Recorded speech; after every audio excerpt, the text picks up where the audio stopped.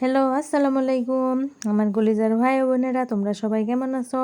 আশা করি তোমরা সবাই ভালো আছো। আলহামদুলিল্লাহ, আমিও ভালো আছি তোমাদের দোয়ায়। এই তো দেখো, আমার লাউ গাছে জাংলা দেওয়ার জন্য দোকানের যে ছেলেটা আছে ও আসছে, ও বাইরে উঠানে জাংলা দিচ্ছে, আর বাইরে প্রচুর রোদ। ভাবলাম একটু মালটা আর পেয়ারা কেটে দিই। দেখো, এই তো মালটার পেয়ারাগুলো কেটে রেখেছি। আর মালটার পেয়ারা কাটার সময় যে পানিগুলো ছিল সেই পানিগুলো আমি পিছনের গাছের মধ্যে দিয়ে দিলাম। আর দেখো, পিছনের যে গাছগুলো আছে গাছগুলোর ডালটা কেটে আমি একটু ছেটে দিচ্ছি যাতে গাছটা ভালো হয়। আমি এখানে রান্না করলেও সেই রান্নার ধোয়া পানিটা আমি এদিক দিয়ে গাছের মধ্যে দিয়ে দিই। তার জন্য সব সময় থাকে, ভেজা থাকে, তার জন্য গাছগুলা সবসময় সুন্দর এবং সতেজ থাকে। এদিকে দেখো, ছেলেটাকে বললাম তুমি এসে খেয়ে নাও, প্রচুর রোদ, তার জন্যে এসে খাওয়ার জন্য বসলো, খেয়ে নিতেছে।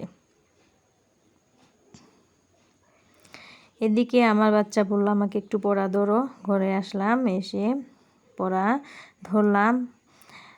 আর আমার বাচ্চার পড়াশোনার পিছনে আমি প্রচুর সময় দিই। তোমরা যদি জানতে চাও তাহলে তোমাদেরকে দেখাবো আমি কিভাবে বাচ্চাকে পড়াই। আর দেখো, আমি এদিকে মাংস অল্প করে নিয়েছি, মাংস রান্না করব। মাংসটা ভালো করে কষিয়ে নিলাম। কষানোর পর আমি অল্প একটু পানি দিয়ে এটাকে রেখে দিব। আমি যখন মাংস রান্না করি তখন অল্প অল্প পানি দিয়ে রান্না করি, তাহলে মাংসটা কষানো কষানো ভাব হয়, খেতেও মজা লাগে। এদিকে দেখো, আবার বাইরে এসে দেখি কত কি এনেছে, সেগুলো গুছাতে হবে। নারিকেল এনেছে, কাঁচা কলা কিনে এনেছে। আমাদের এদিকে কাঁচা কলার একটু দাম কম, আর তার জন্যে কাঁচা কলা কিনে এনেছে। এই তো দেখো, জলপাইগুলাও কিনে এনেছে। আবার হলুদ ভাঙ্গাতে দিয়েছিলাম, সেই হলুদটা এনে রেখেছে। হলুদটা আমি এখন আর চালাবো না, ভাঙ্গানোটা অনেক ফ্রেশ হয়েছে, তার জন্য আমি এমনিতেই পটের মধ্যে রেখে দিতেছি।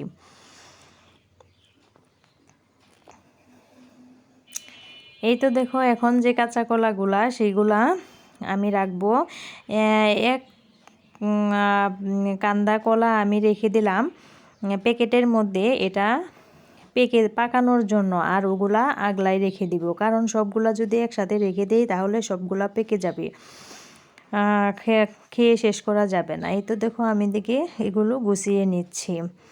তোমরা যদি আমাকে ভালোবাসো তাহলে আমাকে সাপোর্ট করো, তোমরা আমাকে ভালোবাসা দিয়ে এগিয়ে নিয়ে যেতে পারো। এই তো দেখো, আমি চুলার পাড়টা এখন পরিষ্কার করে নিব।